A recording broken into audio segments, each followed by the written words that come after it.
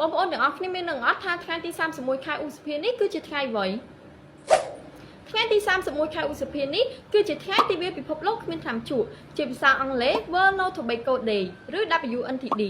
ទិវានេះត្រូវបានបង្កើតឡើងដោយអង្គការសុខភាពពិភពលោក WHO ក្នុងឆ្នាំ1987ហើយតែងតែមានប្រធានបទសំខាន់មួយយកមកបង្ហាញជារៀងរាល់ឆ្នាំសម្រាប់ប្រធានបទយើងឆ្នាំនេះគឺនិយាយអំពី Unmasking the Appeal Exposing Industry Tactics on Tobacco and Nicotine Products ជាភាសាខ្មែរការបង្ហាញពីការបិទបាំងការលាតត្រដាងយុទ្ធសាស្ត្រឧស្សាហកម្មលើផលិតផលថ្នាំជក់និងនីកូទីនឧស្សាហកម្មថ្នាំជក់បានប្រើប្រាស់យុទ្ធសាស្ត្រដោយផ្ដោតទៅលើយុវជនដែលជាទំពាំងស្រង់រិស័យនិងជាសសរទ្រូងប្រទេសជាតិពួកគេបានប្រើប្រាស់យុទ្ធសាស្ត្រដោយផ្ដោតទៅលើរសជាតិដែលវាមានច្រើនរសជាតិច្រើនប្រភេទដែលសុទ្ធសឹងតែជាអន្ទាក់ជាល្បិចល្បួងអូសទាញយុវជនឲ្យជាប់ក្នុងទំពក់រសជាតិ